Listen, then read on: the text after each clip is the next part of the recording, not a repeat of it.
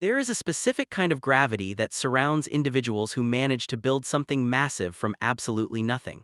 In modern media culture, we often see the finished product: the stadium-sized crowds, the international television networks, the sleek production values, and the political proximity, and we assume it was always meant to be. But the story of T.D. Jakes does not begin with an inheritance, nor does it start with an established platform that was handed down through generations of privilege.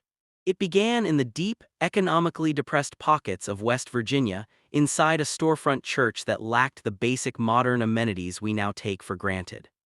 To understand how a single name could eventually dominate both global religious spheres and mainstream entertainment industries, you have to look at the years where there was no audience at all. The foundational years of his work were characterized by an intense, almost brutal level of physical and emotional instability that would have caused most traditional leaders to quietly abandon the field entirely. He was not just preaching. He was working grueling shifts in local industries, doing heavy lifting and manual labor just to ensure his family had food on the table while leading a congregation that barely reached double digits. The early storefront services were not glamorous productions designed for digital consumption. They were raw, intimate gatherings where the lights occasionally went out because the utility bills were a constant source of stress. What drew people into that space was not the comfort of the environment or the promise of prosperity, but an undeniable, arresting intensity in the way he communicated. He spoke from a place of shared suffering, possessing a rare vocal texture and a deep psychological understanding of human brokenness that resonated with people who felt entirely forgotten by society.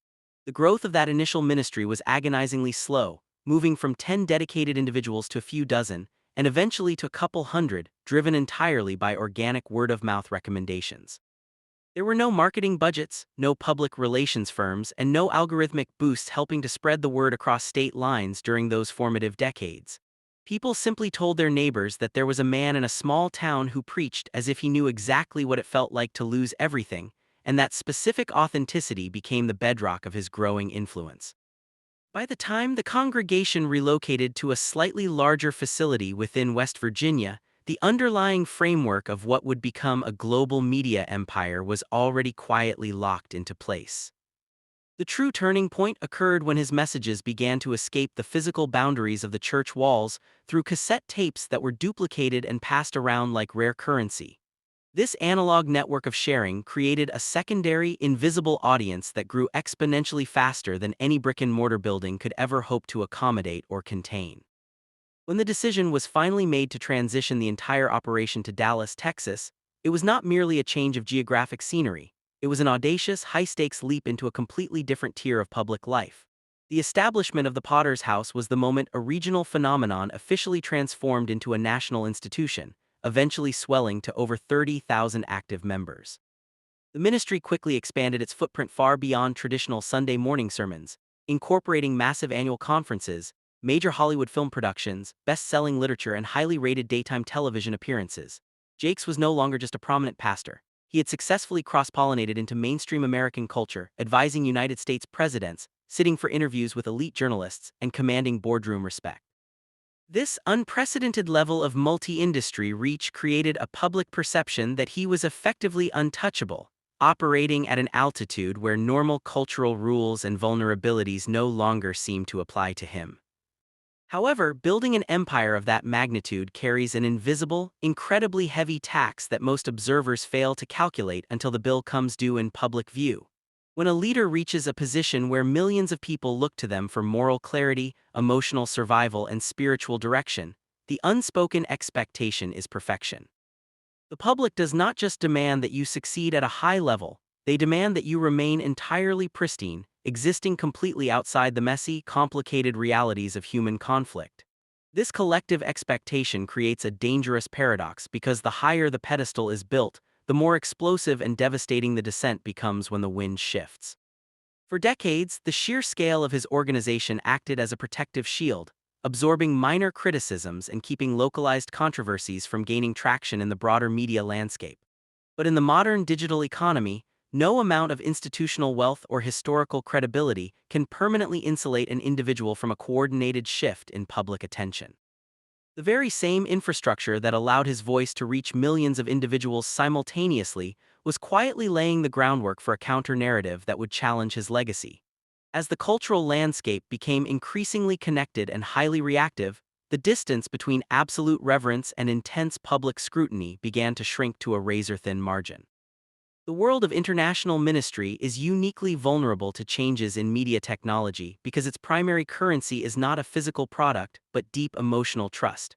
When that trust is cultivated over 40 years, it becomes an incredibly valuable asset, but it also becomes a massive target for an internet culture that thrives on deconstruction. The public has developed a distinct fascination with watching large institutions experience internal pressure, often celebrating the collapse of figures who once seemed entirely permanent.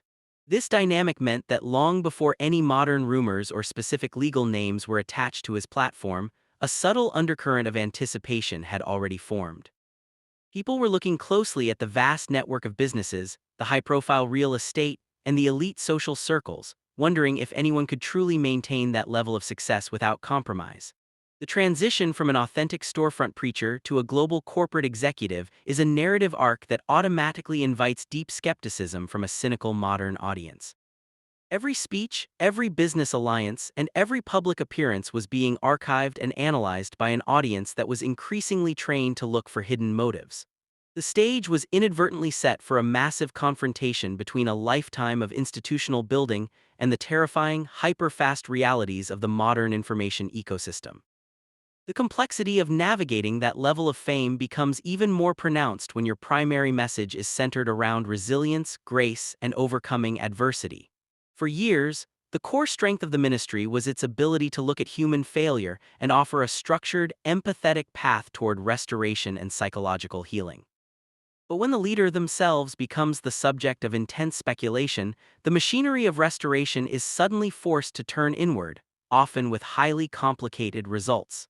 The organizational culture of a megachurch is built around the vision of its founder, meaning that any threat to the individual is an existential threat to the entire system. Thousands of employees, multi-million-dollar media contracts, community development initiatives, and global humanitarian projects are all tethered to the perceived integrity of a single public identity. This reality creates an intense, high-pressure environment behind the scenes where every single public statement must be carefully weighed by legal experts and public relations advisors. The authentic, raw communication that characterized the early years in West Virginia is inevitably replaced by calculated, protective crisis management strategies designed to preserve the institution. This subtle shift in tone is often noticed by longtime observers, who begin to sense a disconnect between the historic persona and the modern corporate shield. As the digital age matured, the way information traveled shifted from centralized news broadcasts to decentralized social media networks where anyone could curate a narrative. This democratization of media meant that traditional gatekeepers no longer had the power to protect a public figure's reputation from decentralized attacks or organic waves of skepticism. A single individual with a smartphone and a compelling theory could suddenly command more immediate attention than a decades-old press relations department operating out of a corporate office.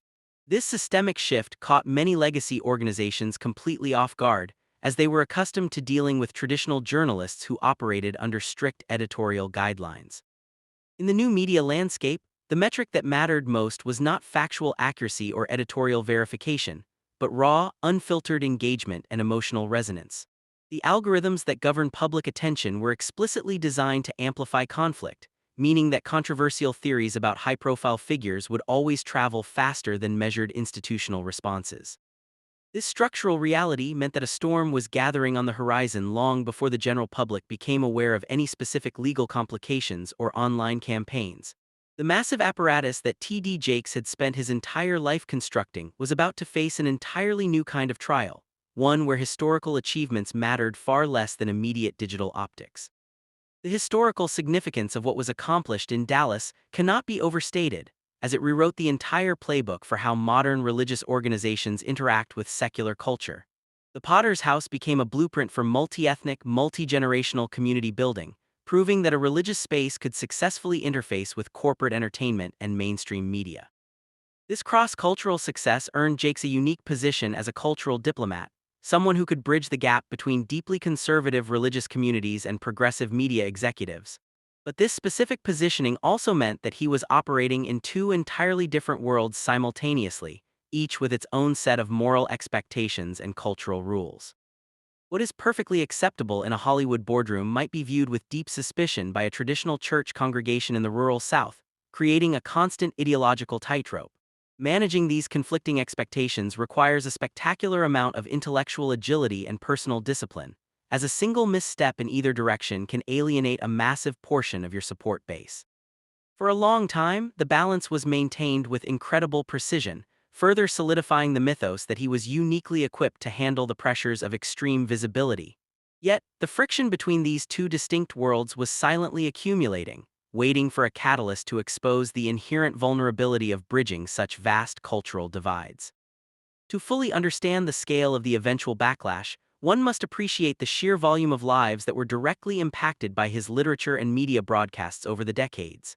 Millions of individuals had used his specific frameworks to navigate divorce, trauma, financial ruin, and personal grief, treating his voice as an essential anchor in their private lives. When you possess that level of emotional real estate in the minds of the public, any threat to your integrity is experienced by the audience as a deeply personal betrayal. The reaction to any potential scandal is rarely intellectual. It is intensely emotional, driven by the collective anxiety of an audience that fears their own moral anchor might be compromised. This explains why the online discourse surrounding his name escalated with such terrifying speed once the initial headlines began to surface across mainstream networks. It was not just a casual interest in a celebrity news story, it was a deeply polarized conflict between fiercely loyal defenders and deeply disillusioned skeptics. The internet became a digital battleground where decades of personal gratitude were forced to collide with a sudden, overwhelming wave of unverified information and aggressive speculation. The institution was suddenly forced to defend its legacy not in a court of law, but in the highly chaotic, unmoderated court of public opinion. The internal culture of the ministry had always emphasized the concept of spiritual warfare and external opposition, preparing its followers to view criticism as an expected consequence of massive cultural impact. This worldview provided a powerful cognitive framework for the congregation, allowing them to interpret negative media coverage not as evidence of internal failure, but as validation of their global mission's disruptive power. When initial rumors began to ripple through the digital landscape, the immediate internal reaction was to close ranks and reinforce the structural defenses of the organization.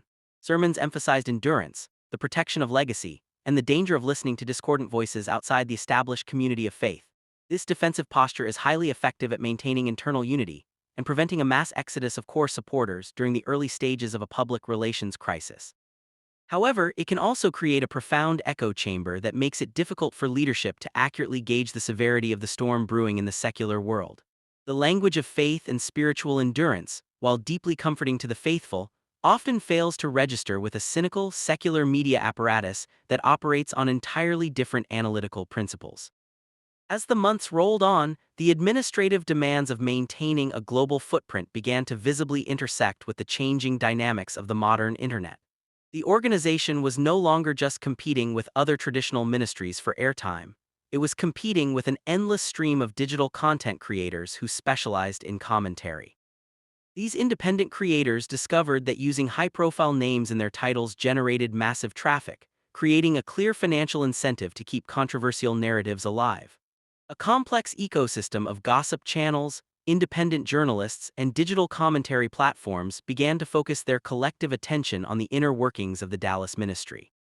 This meant that even during periods where no official news was breaking, the digital conversation was being artificially sustained by content creators looking to capitalize on the public's insatiable appetite for institutional drama. The sheer volume of content being produced created an illusion of smoke, which the general public naturally assumed must indicate the presence of a hidden fire. The organization found itself in the impossible position of trying to respond to a shifting, decentralized cloud of rumors that lacked a single, identifiable source. The psychological toll of operating within this constant state of high-alert defense is something that is rarely discussed in the public profiles of great leaders. For over 40 years, Jakes had been the primary provider of strength for millions of individuals, a man whose public persona was defined by absolute stability and unwavering confidence. He was the one who stepped into the gap during national tragedies, offered counsel to grieving families, and provided direction to an entire movement during times of profound cultural transition. But the reality of aging, combined with the relentless pressure of managing a multi-million-dollar corporate entity under constant public observation, creates a compounding level of exhaustion. The physical body does not care about organizational legacy, media contracts, or the expectations of a global audience. It operates under strict physiological laws that eventually demand accounting. Behind the spectacular stage designs and the flawless vocal delivery, the human element was quietly being pushed to its absolute limits by a schedule that had been unsustainable for years. The public, however, remained entirely focused on the external narrative, completely unaware of the internal friction building within the man who stood at the center of the empire. The relationship between a high-profile pastor and their immediate leadership team becomes incredibly critical during periods of prolonged public scrutiny. The inner circle must act as a filter, separating legitimate organizational threats from the endless background noise of the internet, while also ensuring the leader remains grounded in reality. In many legacy institutions, an environment can develop where subordinates are hesitant to deliver difficult news or challenge the established pace of operations out of profound respect for the founder. This dynamic can lead to a dangerous situation where a leader is kept insulated from the true extent of public dissatisfaction or the physical warning signs of personal burnout. At the same time, the transition of authority to the next generation of leaders was already quietly underway within the family structure of the ministry. His daughter and son-in-law were stepping into increasingly prominent roles, anchoring major events and taking over significant administrative responsibilities across the global network. This planned generational shift was intended to ensure continuity, but it also added another layer of complexity as the family sought to protect the historic legacy while modernizing the platform for a more skeptical generation. The architectural beauty of what was built in Dallas was that it never relied solely on traditional religious dogma. It integrated principles of modern psychology, emotional intelligence, and corporate strategy. This holistic approach is precisely what allowed the ministry to achieve such massive mainstream penetration, attracting individuals who would never normally set foot inside a traditional church. But this unique blend also meant that when criticism arrived, it came from multiple directions simultaneously, utilizing the frameworks of both religious orthodoxy and secular accountability. Conservative theological purists had always looked askance at his corporate success and non-traditional methods, while secular critics questioned the financial structures and political influence of the massive organization. When the cultural conversation shifted, these distinct groups of critics found common ground in their shared desire to dissect the legacy of a man who had successfully mastered both worlds. The complexity of defending a platform that exists at the exact intersection of faith, business, and entertainment is that no single defense strategy can satisfy all audiences at once. A response tailored to reassure a deeply religious donor base might appear evasive or defensive to a corporate media outlet looking for specific institutional transparency. Throughout this period of subtle building tension, the weekly services at the Potter's House maintained their characteristic excellence, serving as a powerful demonstration of organizational resilience. The choir continued to deliver world-class music, the production teams executed flawless broadcasts, and the sanctuary remained packed with thousands of dedicated believers every single week. To the casual observer walking into the building on a Sunday morning, it looked like an empire operating at the absolute peak of its operational power, entirely untouched by the digital storms raging across social media platforms. This deliberate projection of strength is a standard corporate strategy, designed to signal stability to financial partners, employees, and the broader community during times of uncertainty. It reinforces the narrative that the institution is far larger than any passing cultural moment or localized wave of online criticism. But beneath that flawless exterior, the executive leadership was fully aware that the rules of public engagement had changed permanently, and that historical success was no longer a guarantee of future security. The digital landscape was continuing to evolve into a far more hostile environment, where the traditional methods of reputation management were becoming increasingly obsolete against decentralized narratives. The broader lesson of this initial phase of institutional building is that visibility in the modern world is a double-edged sword of unprecedented sharpness. The very tools that enable an individual to bypass traditional media gatekeepers and build a direct, global connection with millions of people also allow a crisis to scale globally within a matter of minutes. There is no longer such a thing as a localized issue or a private organizational challenge when you operate a media network that spans the entire globe. Every internal decision, every financial disclosure, and every historical association can be dragged into the light and recontextualized for a modern audience that lacks historical perspective. This creates a profound sense of vulnerability for legacy leaders who spent the majority of their careers building institutions in an era where information moved slowly and deliberately. The demand for immediate, transparent answers to complex historical questions clashes directly with the cautious, methodical nature of legal and corporate governance. This fundamental mismatch between the speed of public expectation and the speed of institutional responsibility creates a dangerous vacuum that digital content creators are more than happy to fill with their own speculative conclusions. As the corporate footprint of the ministry grew to include partnerships with major real estate developers, financial institutions, and global media conglomerates, the identity of the organization became increasingly complex. It was no longer accurate to describe it simply as a church. It had evolved into a sophisticated cultural anchor enterprise that held significant economic weight in the city of Dallas and beyond. This economic reality meant that any serious damage to the reputation of its founder could have tangible, cascading financial consequences for a vast network of interconnected projects and community initiatives. The stakes were no longer limited to spiritual influence or personal legacy. They involved hundreds of jobs, millions of dollars in community investment, and the stability of long-term economic developments. This commercial reality adds an intense layer of pressure to the leadership team, transforming every public relations decision into a complex calculation of fiscal risk and corporate compliance.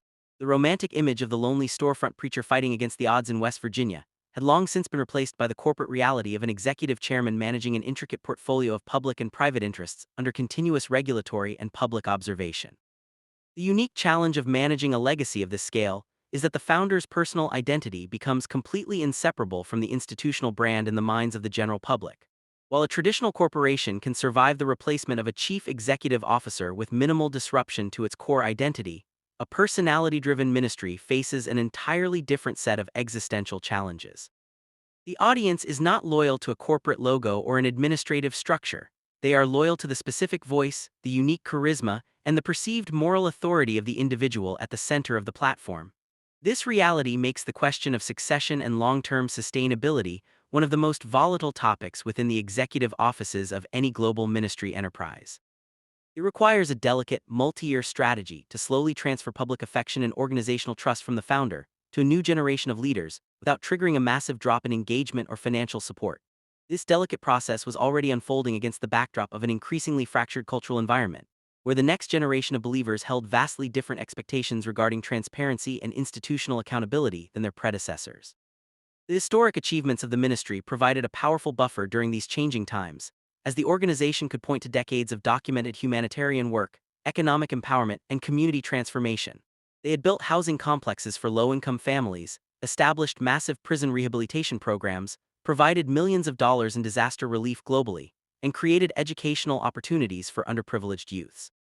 These tangible, real-world contributions formed a massive reservoir of goodwill within the city of Dallas and across the nation, providing a strong counterweight to the abstract criticisms circulating in digital spaces. For many longtime followers, these decades of proven observable impact mattered infinitely more than any unverified theories or analytical critiques generated by independent online commentators. This deep-seated loyalty is the true secret behind the endurance of major global platforms, as it creates an emotional shield that cannot be easily pierced by outside narratives.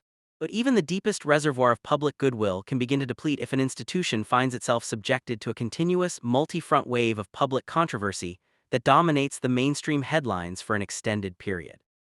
As this first chapter of the story draws to a close, the portrait of the ministry is one of spectacular complexity, an unprecedented empire built on raw talent, relentless work, and genuine emotional resonance, now navigating the unpredictable waters of the digital age. The storefront in West Virginia had become a distant memory, replaced by an intricate corporate and media network that commanded international attention and influenced millions of daily lives. The leadership had proven itself capable of mastering every traditional medium, from the printing press to the television broadcast network to the Hollywood cinema screen.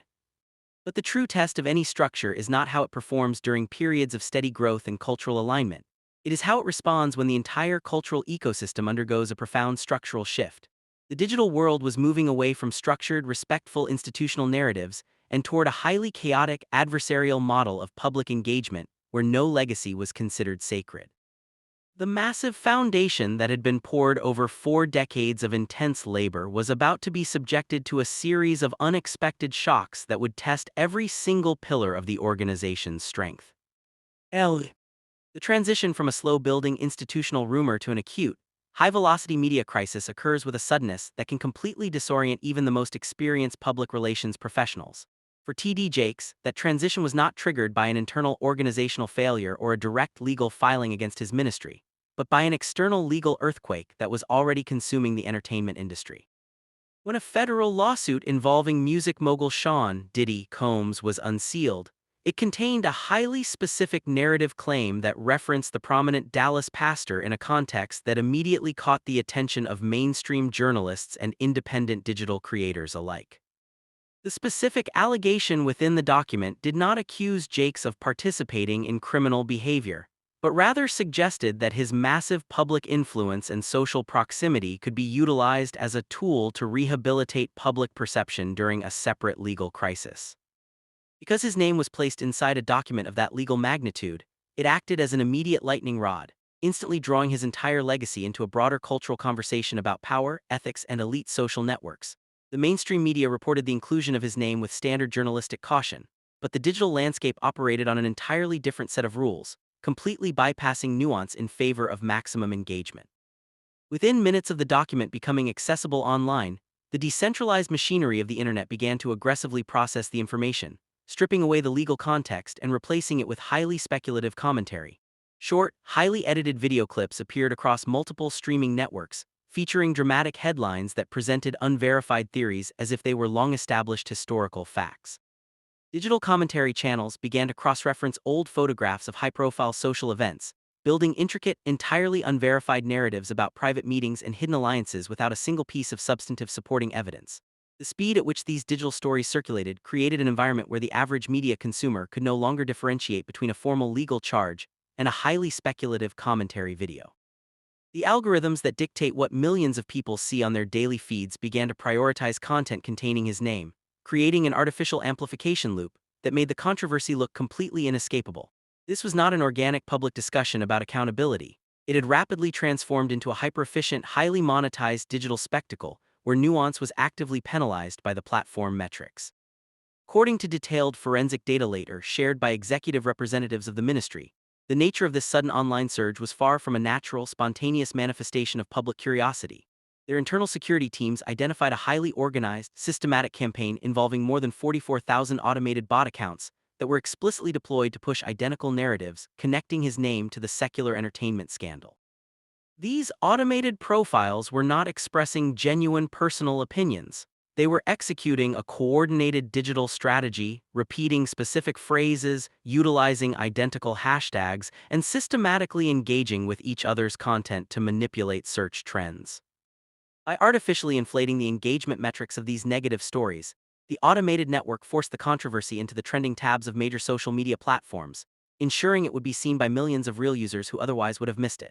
This modern reality demonstrates how easily public perception can be manufactured and weaponized in the digital age, transforming an indirect legal mention into an immediate reputational crisis through mechanical repetition. For an organization built on personal trust and direct communication, confronting an invisible, automated army of digital entities presented an entirely unprecedented kind of challenge.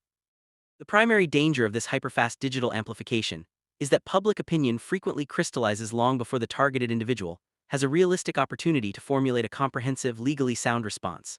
The modern media consumer is bombarded with thousands of headlines every single day, often forming lasting beliefs based entirely on a 5-second video clip or a sensationalized title encountered while scrolling through a feed. By the time the legal representatives of the Dallas ministry issued formal statements completely denying any involvement or inappropriate association, the negative narrative had already taken deep root in the collective consciousness of the internet. In the digital economy, the first narrative to achieve mass velocity almost always becomes the default truth for a large percentage of the audience, regardless of its underlying factual validity. The official denials, while clear and definitive, lack the sensational elements required to compete with the dramatic, conspiracy-driven content being produced by independent creators. The institution found itself fighting an asymmetric war against an amorphous cloud of digital speculation that was moving faster than traditional legal remedies could ever hope to operate. As the pressure from the initial online storm continued to build, the situation took an even more serious and intensely personal turn, completely shifting the nature of the public conflict. A second wave of controversy emerged, but this time it did not involve indirect mentions in secular legal documents or automated digital campaigns managed by distant actors. Two individuals, brothers who had historical connections to church environments during their youth, stepped forward publicly to level direct, highly specific accusations of inappropriate conduct against the pastor dating back to the mid-1980s. One of the brothers gave detailed interviews claiming that during his teenage years, Jakes had crossed professional and moral boundaries during private interactions, alleging a specific encounter involving an inappropriate advance and a subsequent request for long-term secrecy backed by promises of financial support. The second brother came forward with his own independent narrative, alleging that during a church-related trip decades earlier, an interaction inside a hotel room had departed entirely from acceptable ministerial boundaries, leaving him with deep, long-lasting emotional distress. These direct testimonies were not just shared on casual social media channels. They were formalized into sworn legal statements, instantly elevating the situation from internet gossip to a formal legal confrontation. The response from the legal infrastructure protecting the ministry was immediate, aggressive, and designed to completely dismantle the credibility of the accusers in the public arena. The legal team filed comprehensive documents entirely rejecting the validity of the claims, framing the entire situation not as a legitimate search for accountability, but as a calculated, long-term attempt at financial extortion. According to formal court filings submitted by the defense, the individuals had allegedly made an explicit demand for a $6 million financial settlement prior to taking their stories to public media outlets, a detail that the legal team used to argue the allegations were entirely motivated by financial greed rather than factual truth. They argued that the historical timeline presented by the accusers was full of inconsistencies, that the specific nature of the claims defied logical scrutiny, and that the timing of the public release was explicitly engineered to capitalize on the pre-existing digital storm surrounding the entertainment lawsuit. By aggressively pursuing counterlegal actions, the ministry sought to shift the public narrative from an investigation of personal character to a defense against malicious financial predation. The intersection of these two entirely distinct controversies created a highly volatile, deeply confusing media environment that made independent evaluation almost impossible for the general public. The direct accusations of personal misconduct landed in a digital ecosystem that had already been thoroughly primed by weeks of automated rumors and intense speculation regarding elite social connections. As a result, the public did not evaluate the new historical claims on their own independent merits. Instead, they viewed them as immediate confirmation of the negative theories they had been consuming on their feeds for weeks. Mainstream media coverage and digital commentary channels rapidly merged the two separate issues into a single, massive, overarching storyline about institutional collapse and hidden double lives. In this chaotic melting pot of information, the critical boundaries between a third-party legal mention, an unverified digital rumor, an automated bot campaign, and a sworn personal allegation became completely blurred for the average observer. For T.D. Jakes, the challenge had evolved from a complex public relations exercise into an existential battle to defend his fundamental character, his family name, and the 40-year history of his work. The psychological weight of navigating a dual-front crisis of this magnitude while continuing to lead an organization of 30,000 members is a burden that is almost impossible to overstate. Every single weekend, the pastor was expected to step onto the elevated stage of the Potter's House, face thousands of live attendees and millions of digital viewers, and deliver messages of absolute hope, divine order, and emotional stability. The public persona could not show a single crack, the vocal delivery had to remain commanding, the intellectual clarity had to remain sharp, and the spiritual authority had to appear completely unshaken by the storms outside the sanctuary doors. This requirement creates a profound psychological split, forcing a leader to suppress intense personal anxiety, legal stress, and emotional fatigue in order to fulfill the structural expectations of their institutional role. The audience looks to the stage for a demonstration of supernatural endurance, meaning that any visible sign of human vulnerability or hesitation could be interpreted as a validation of the external criticisms. The stage, which had been a place of absolute creative and spiritual freedom for 4 decades, was quietly transforming into a high-stakes arena where every single movement was being parsed for signs of internal collapse. While the legal battles and strategic communications were being meticulously managed behind closed doors, A subtle but undeniable change began to manifest in the atmosphere surrounding the weekly church broadcasts. The content of the sermons began to reflect a deep, highly focused preoccupation with themes of false accusation, systemic betrayal, the preservation of legacy under extreme fire, and the ultimate vindication of the righteous. The language used from the pulpit became increasingly defensive and analytical, directly challenging the validity of digital culture and warning the congregation against the destructive power of unverified speech. For the deeply dedicated core membership, these messages were received as profound spiritual guidance for navigating a hostile modern world that was increasingly antagonistic toward traditional religious institutions. But for outside observers and media analysts, the shifting tone of the discourses was viewed as a clear real-time indicator of the intense pressure the executive leadership was experiencing behind the scenes. The historic universal appeal of the sermons, which once focused broadly on practical emotional healing for all people, was shifting toward a highly specialized defense of institutional integrity and personal legacy. The constant state of legal conflict and public scrutiny also began to reshape the long-term strategic planning within the administrative offices of the ministry enterprise. Resources that were typically allocated toward global humanitarian missions, digital expansion, and community development had to be systematically redirected toward comprehensive legal defense, digital forensic investigations, and elite reputation management firms. The organizational focus naturally shifted from offensive growth to defensive preservation, as every single contract, past partnership, and future public initiative had to be subjected to rigorous risk assessment protocols.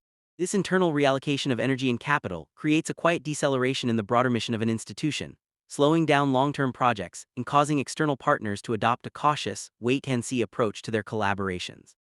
The economic and operational reality of a megachurch means that a prolonged reputational storm is never just an emotional or spiritual challenge. It is a complex logistical and financial puzzle that requires constant, high-level administrative manipulation to prevent systemic decline. As the weeks advanced into the late months of the year, the public conversation outside the church showed no signs of slowing down, driven by the continuous production of content by independent digital creators. The internet had realized that the narrative surrounding the Dallas pastor was a reliable generator of user engagement, creating a situation where old rumors were continuously repackaged with new graphics to look like breaking news updates. This perpetual motion machine of digital commentary meant that even in the total absence of new legal developments or factual discoveries, the public perception was kept in a state of continuous artificial agitation. The constant repetition of unverified claims across thousands of independent channels began to create a normalization effect, where the average user assumed the accusations must have some structural truth simply because they had been visible on their timeline for so long. This is the ultimate goal of a coordinated reputational attack in the digital age: to wear down public resistance through sheer volume and continuous visibility until the target's historic credibility is completely eroded by exhaustion. The impact of this sustained public pressure was not confined to the digital space or the corporate boardroom. It was quietly accumulating within the physical biology of the man at the center of the storm. For over 40 years, Jakes had maintained a professional schedule that his colleagues frequently described as completely relentless, characterized by constant international travel, multi-hour speaking engagements, continuous media production, and the intense administrative oversight of a sprawling corporate network. He was a leader who prided himself on absolute physical stamina, frequently pushing through extreme exhaustion, minor illnesses, and intense personal stress to ensure that the operational demands of his global platform were met without interruption. But human physiology operates on a set of unyielding structural limits that do not adjust for organizational importance, spiritual authority, or the critical nature of a legal timeline. The compounding effect of managing an unprecedented multi-front reputational crisis while refusing to alter a punishing public schedule was creating a dangerous internal environment that was completely invisible to the thousands of people who watched him from afar. The dynamic within the immediate Jakes family during this period was one of intense solidarity and shared defensive responsibility, as multiple generations of the family were deeply embedded within the leadership structure of the ministry. His daughter, Sarah Jakes Roberts, and her husband, Touré Roberts, had spent years building their own massive, highly influential platforms within the broader framework of the organization, representing the future of the legacy. They found themselves in the complex position of having to protect the historical achievements of the family patriarch, while simultaneously ensuring that their own growing global ministries remained insulated from the digital storms surrounding the central brand. Public appearances by the family emphasized complete unity, mutual support, and an unshakable confidence in the ultimate resolution of the legal and personal conflicts. This public display of generational strength was a vital component of the organization's survival strategy, signaling to the global donor base that the foundational line of succession remained completely secure and entirely capable of carrying the weight of the empire. Despite the continuous display of external strength, the tension between the historic identity of the ministry and the modern demands of digital accountability remained a constant, unresolved source of institutional friction. The older generation of church leadership was accustomed to managing organizational challenges through private pastoral channels, institutional authority, and measured public statements delivered through traditional media outlets. The modern digital world, however, demanded an immediate, radical form of transparency, expecting public figures to enter the digital arena and engage directly with raw, unedited criticism in real time. This cultural mismatch created a profound sense of frustration within the executive offices, as they watched highly sophisticated, legally precise statements get completely dismissed by an online audience that preferred emotional confrontation and dramatic narrative arcs. The realization was beginning to settle in that the rules of public engagement had changed permanently, and that the traditional mechanisms of building and protecting institutional trust were no longer sufficient in an era of decentralized, algorithmic media. The ultimate consequence of this prolonged period of public and legal pressure was the creation of an environment where a single, unexpected physical event could completely redefine the trajectory of the entire controversy. The public had become so entirely focused on the legal maneuvers, the digital bot campaigns, and the historical allegations that they had completely forgotten that the individual at the center of the spectacle was a human being subject to physical mortality. The continuous operational pace, the unyielding emotional stress of defending a lifetime of work against personal attacks, and the absolute refusal to step away from the pulpit for rest were all converging toward a critical breaking point. The organization had built a spectacular multi-million-dollar apparatus designed to manage every single aspect of public perception, legal defense, and corporate strategy with absolute precision. But no amount of executive planning, legal expertise, or digital forensic analysis can control the unpredictable, raw realities of human health when the physical body finally decides that it can no longer carry the weight of an empire. The stage was set for a moment of profound, undeniable confrontation that would bypass every single media filter, every legal strategy, and every corporate communication plan in a matter of seconds. The weekly gathering at the Potter's house had always been designed to project an image of absolute spiritual power and organizational permanence, a safe haven where the chaotic realities of the outside world could be temporarily forgotten in the presence of faith. But the human element that had poured the foundation of the church 40 years earlier was about to remind everyone of its existence in the most public, unsettling manner imaginable. The digital storms had raged across the internet for months, filling the airwaves with abstract arguments about reputation, finance, and legal liability. Now, the conflict was about to shift from the abstract world of digital algorithms and legal briefs to the immediate terrifying reality of a physical crisis unfolding in real time before thousands of eyewitnesses. The true cost of building and defending an empire under the relentless observation of the modern world was about to be laid bare in a sequence of events that absolutely no one watching could have possibly anticipated. Part 3: The Breaking Point and the Forced Reckoning. The morning of November 24, 2024 began like thousands of other Sundays in the modern history of the Potter's house, characterized by the familiar high-energy bustle of a world-class religious broadcast production. T.D. Jakes stepped up to the massive pulpit to deliver a sermon that, during its initial 45 minutes, demonstrated the exact same vocal power, intellectual precision, and physical command that had defined his career for over 4 decades. He spoke with his characteristic intensity, moving across the elevated stage with absolute confidence, entirely giving no outward indication to the thousands of live attendees or the millions of digital viewers that he was experiencing any physical discomfort. To anyone watching the broadcast, it looked like a masterful demonstration of structural resilience, a powerful leader entirely focused on his message, completely unbothered by the complex legal and digital storms that had been raging across social media for months. But human biology possesses an absolute, unyielding authority that completely supersedes organizational importance, public relations strategies, and the desperate demands of a relentless corporate schedule. Without any formal warning or gradual transition, the rhythmic cadence of the sermon suddenly fractured in front of the entire congregation, sending an immediate shockwave of silence through the massive sanctuary. The pastor stopped mid-sentence, lowered his microphone with a visible loss of motor control, and quietly requested that a chair be brought to him on the main stage as his physical stability began to completely deteriorate. Those positioned closest to him realized the extreme gravity of the situation within seconds, watching as his physical frame began to experience severe, involuntary trembling before he completely lost the ability to stand independently. Medical personnel and close organizational leaders rushed onto the elevated platform, surrounded his collapsing form, and began administering immediate emergency procedures, while the production team scrambled to cut the live television broadcast to a static screen. For the thousands of eyewitnesses sitting in the sanctuary and the viewers watching the live stream across the globe, the moment did not look like a temporary spell of exhaustion or a minor physical stumble. It looked like a sudden, deeply terrifying life-or-nothing crisis, unfolding in the most public space possible, involving a man who had spent his entire existence acting as an unshakable pillar of strength for millions of others. The immediate aftermath of the public collapse was characterized by a frantic, high-stakes effort by the organization's communication team to manage public anxiety and prevent an absolute explosion of wild digital speculation. Initial official statements released to major journalistic outlets used highly careful, comforting language, describing the event as a minor health incident and explicitly confirming that the pastor was stable, alert, and receiving professional medical care.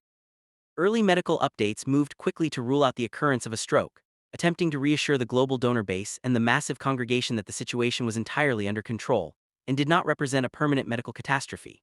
But those clinical, highly sanitized institutional descriptions could not possibly compete with the raw, terrifying visual reality that millions of individuals had just witnessed with their own eyes on social media.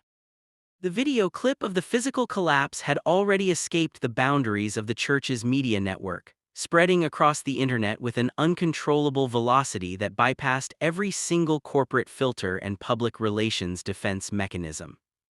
As the days progressed, the family structure stepped forward to provide a more intimate, deeply personal perspective on the medical reality, utilizing their own media platforms to offer reassurance to the global community of followers.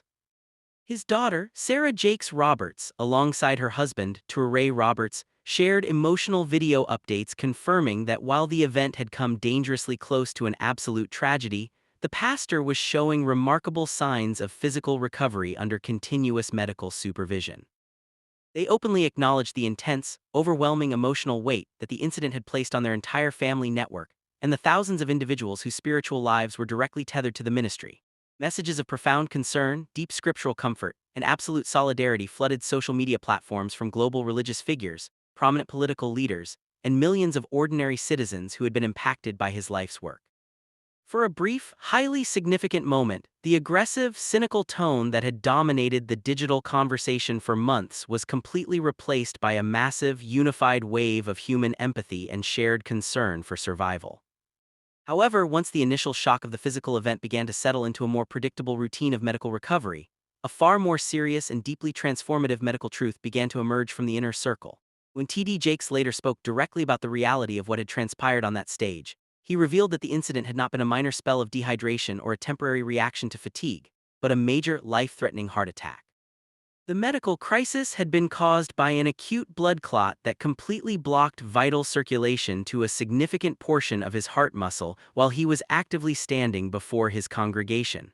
What made the revelation particularly chilling was the total absence of the traditional, highly recognizable warning signs that most individuals associate with a catastrophic cardiovascular event.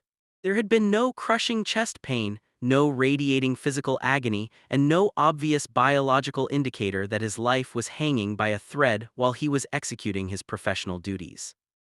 Doctors explicitly informed him that the margin between survival and absolute mortality had been a matter of mere minutes, transforming the public spectacle from a minor medical episode into an undeniable near-fatal event. This profound revelation completely changed the structural framework of how both his supporters and his harshest critics understood the entire sequence of modern events surrounding the Dallas ministry. It became blindingly obvious that the physical collapse was not an isolated biological anomaly, but the direct, devastating manifestation of a human body breaking under the weight of sustained, multi-front psychological trauma. For months, the leader had been operating within a high-alert psychological environment, forced to manage complex federal lawsuits, defend his personal character against devastating historical allegations, and confront an automated army of 44,000 digital bots designed to destroy his legacy. To maintain a flawless public persona of absolute peace and unshakable authority, while internalizing that level of systemic stress, is a physiological impossibility over a prolonged timeline. The heart attack was the moment where the internal reality could no longer be contained by corporate public relations strategies, legal briefs, or sheer willpower, forcing its way into public view with absolute biological finality. The reality of a near-death experience on a public stage naturally forced a profound, systemic reevaluation of long-term priorities within the executive chambers of the global media empire. The conversation among the highest levels of leadership shifted decisively from aggressive public relations management and continuous organizational expansion to a deep, highly focused focus on long-term sustainability and immediate leadership transition. The planned transfer of spiritual and administrative authority to the next generation of the family was instantly accelerated from a multi-year corporate strategy to an immediate operational necessity. His daughter and son-in-law began taking on a massive, highly visible share of the primary preaching duties and executive oversight, allowing the historic founder the physical space required for extensive biological healing and psychological rest. This transition was a delicate tightrope to walk, as the organization had to signal to its global financial partners that the institution remained completely stable while openly acknowledging that the era of a single individual carrying the entire weight of the platform was permanently over. The lasting impact of this entire multi-layered saga leaves the public with a deeply complicated, highly cautionary narrative that extends far beyond the specific biography of a single prominent religious leader. It stands as a terrifyingly clear demonstration of the sheer destructive velocity of the modern digital ecosystem, where a reputation constructed over 40 years of continuous labor can be placed under existential pressure in a matter of hours. The combination of indirect legal filings, highly sophisticated automated bot campaigns, monetized digital commentary channels, and direct personal allegations can create a reputational storm so dense that the truth becomes completely obscured by the sheer volume of noise. Even in the total absence of formal criminal charges, official legal findings, or verified structural wrongdoing, the modern digital narrative possesses the unique power to alter public perception permanently, creating a lasting legacy of skepticism that no legal document can fully erase. The space between verified fact and collective digital belief has become a highly chaotic battleground where the traditional rules of evidence, context, and basic human empathy are routinely sacrificed for algorithmic engagement. Ultimately, the story of T.D. Jakes is a powerful, undeniable reminder of the absolute limits of human endurance when confronted with the terrifying machinery of modern global visibility. It forces a profound question onto the modern media consumer regarding our collective responsibility in the creation and consumption of digital spectacles that treat human lives as simple content metrics. The man who built an unprecedented multi-industry empire from a tiny storefront church in West Virginia was ultimately reminded of his own fragile mortality on the exact stage that had made him famous. As the dust slowly settles around the legal maneuvers, the forensic digital reports, and the ongoing generational transition of the ministry, the core reality remains entirely human. A life lived at that level of extreme public visibility carries an immense, often invisible cost that must eventually be paid not just with corporate resources, but with the literal physical heart of the individual who chose to build it. The final evaluation of whether the intense public scrutiny was a justified demand for institutional accountability or a reckless, hyper-accelerated example of digital predation is a question that each individual observer must resolve for themselves. The data points are complex, presenting a deeply polarized portrait of an unprecedented structural achievement running headfirst into the chaotic realities of the 21st century information age. What is entirely beyond dispute is that the landscape of global ministry and modern celebrity reputation management has been permanently altered by this sequence of events. The institution in Dallas will continue to execute its corporate missions and spiritual broadcasts under the guidance of a new generation, but the architectural foundation will forever bear the deep, visible scars of the storm that nearly brought it all to a complete and sudden stop. As we look beyond the sensationalized headlines and the endless streams of online commentary, we are left with a raw narrative about power, trust, survival, and the inescapable biological limits of the human frame under pressure.